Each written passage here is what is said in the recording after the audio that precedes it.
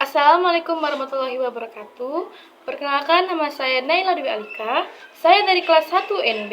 Di sini saya akan mempresentasikan tentang mata kuliah yaitu Pancasila yang berjudul tentang membangun kesadaran anti korupsi berdasarkan Pancasila. Sebelumnya, pantengin terus ya. A few moments later. Baiklah, yang pertama, apa itu korupsi? Korupsi adalah penyelewengan atau penyalahgunaan uang negara seperti perusahaan, organisasi, yayasan, dan sebagainya untuk keuntungan pribadi mereka atau orang lain. Korupsi juga dapat melibatkan banyak kegiatan yang meliputi penyuapan, penjualan pengaruh dan penggelapan, dan mungkin juga melibatkan praktik yang legal di banyak negara. Selanjutnya, ada nilai yang terkandung di Pancasila. Yang pertama ada sila pertama yang berbunyi ketuhanan yang Maha Esa. Makna yang bisa diambil adalah sebagai orang yang bertuhan seharusnya tidak lagi memiliki niat untuk membuat keburukan. Karena sesungguhnya kita senantiasa diawasi oleh Tuhan yang Maha Melihat. Tapi terkadang sebagai pejabat atau yang lain mereka tergoda untuk korupsi. A few moments later. Kemudian sila kedua yang berbunyi kemanusiaan yang adil dan beradab. Sila ini memiliki makna untuk memiliki rasa empati terhadap sesama dan memperlakukan sesama manusia sebaik-baiknya. A few moments later.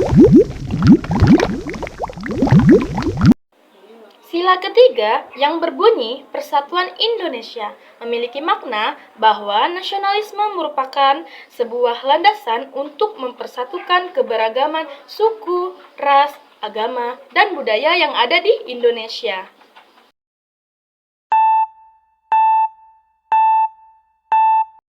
Kemudian, sila keempat yang berbunyi kerakyatan yang dipimpin oleh hikmat, kebijaksanaan dalam pemusyawaratan dan perwakilan. Dengan melakukan tindakan korupsi, berarti musyawarah dalam melakukan sesuatu untuk mencapai keputusan bersama. Tidak terjadi dan dengan hal tersebut sama saja telah melakukan suatu tindakan dengan keputusan sepihak.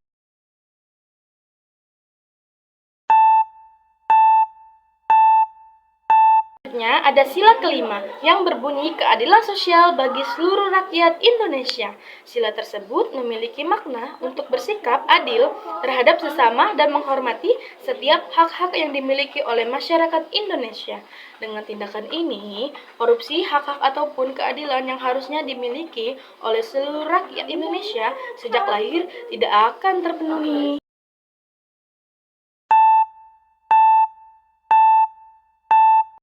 Baiklah, selanjutnya ada beberapa faktor penyebab korupsi. Yang pertama, faktor penyebab eksternal. Yang kedua, ada faktor penyebab internal. Faktor penyebab eksternal ini terbagi menjadi 3, yaitu aspek sosial, aspek politik, dan aspek hukum. Yang pertama, aspek sosial. Aspek sosial ini contohnya seperti kehidupan sosial seseorang berpengaruh dalam mendorong terjadinya korupsi, terutama keluarga. Bukannya mengingatkan atau memberi hukuman, keluarga malah justru mendukung seseorang korupsi untuk memenuhi keserakahan mereka.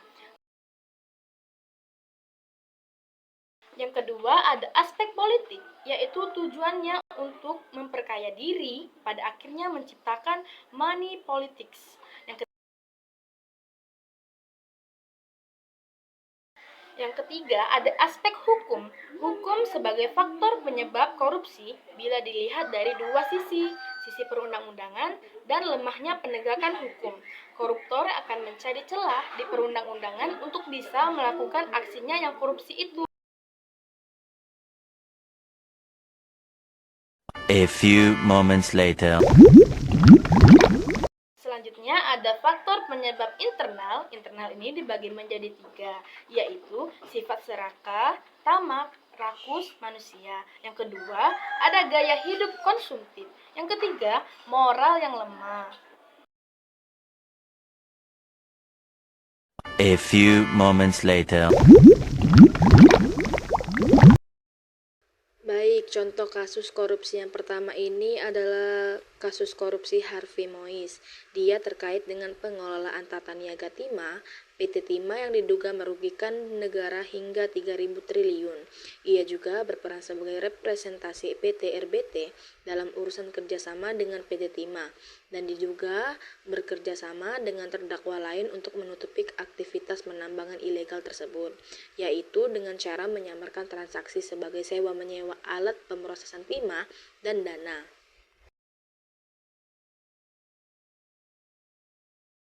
Kasus Harvey Mois ini terlibat dalam kasus korupsi pengelolaan tata niaga timah selama periode 2015 sampai 2022.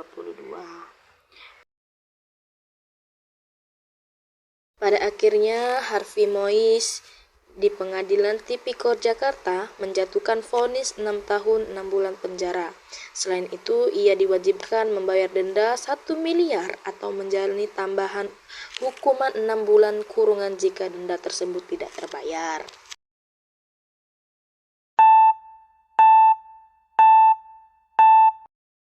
Dan contoh yang kedua ada Surya Damadi menjadi salah satu perbincangan hangat pada tahun 2023. Kasus Surya Damadi ini disebut sebagai skandal korupsi terbesar dalam sejarah Indonesia dikarenakan diduga menimbulkan kerugian negara sebesar 100 triliun. Tanggal 1 Agustus tahun 2022, Kejaksaan Agung menetapkan Surya Damadi sebagai tersangka atas dugaan penyerobotan lahan kelapa sawit seluas 37.095 hektar di Kabupaten Indragiri Hulu Riau. Lahan tersebut telah digarap tanpa izin oleh perusahaan milik Surya, Duta Palma, sepanjang tahun 2003 sampai 2022.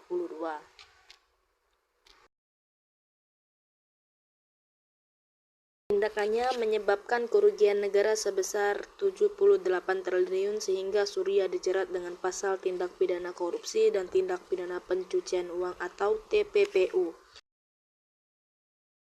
A few moments later. Nah, jadi tips mencegah korupsi dini ini ada 5. Yang pertama ada pendidikan etika dan nilai-nilai integritas. Pendidikan adalah kunci dalam membangun kesadaran terhadap pentingnya integritas. Sekolah dapat memasukkan kurikulum yang mengajarkan tentang nilai-nilai moral, etika, dan integritas, serta memberikan contoh nyata tentang pentingnya perilaku yang jujur dan transparan. Tips yang kedua adalah peran keluarga dan lingkungan sosial. Keluarga dan lingkungan sosial memiliki peran penting dalam membentuk karakter anak-anak. Dukungan keluarga dalam menanamkan nilai-nilai kejujuran, tanggung jawab, dan transparansi sangatlah krusial. A few moments later. Tips yang ketiga adalah pengenalan keterbukaan dan akuntabilitas, yaitu menanamkan pemahaman bahwa bertanggung jawab atas tindakan adalah hal yang utama. Anak-anak perlu diberitahu bahwa tindakan mereka memiliki konsekuensi, baik positif maupun negatif, serta harus siap bertanggung jawab atas perbuatan yang telah dilakukan oleh mereka sendiri. Tips yang keempat yaitu memberikan teladan, yaitu orang-orang dewasa terutama tokoh-tokoh yang dihormati oleh anak-anak harus menjadi contoh teladan dalam berperilaku jujur dan transparan. Ketika mereka melihat figur otoritatif, mereka bertindak dengan integritas. Anak-anak akan lebih cenderung meniru perilaku tersebut. Tips yang kelima yaitu penguatan hukum dan sistem pengawasan. Membangun sistem hukum yang kuat dan mekanisme pengawasan yang efektif adalah langkah krusial dalam mencegah korupsi.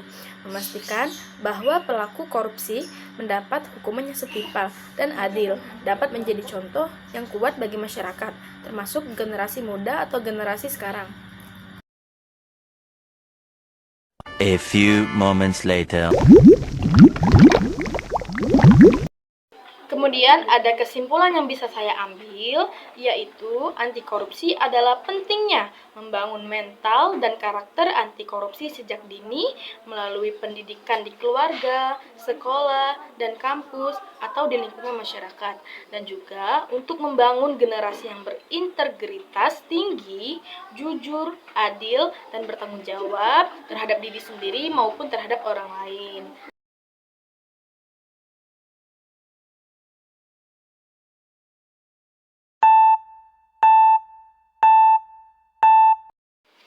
Jadi, itulah materi dari saya yang berjudul Membangun Kesadaran Moral Anti Korupsi Berdasarkan Pancasila.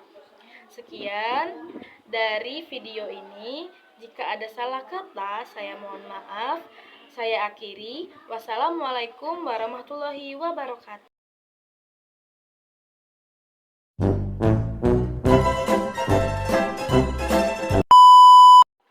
Yang pertama,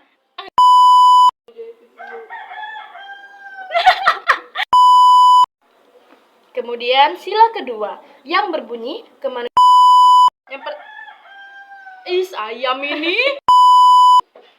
materi tambahan yaitu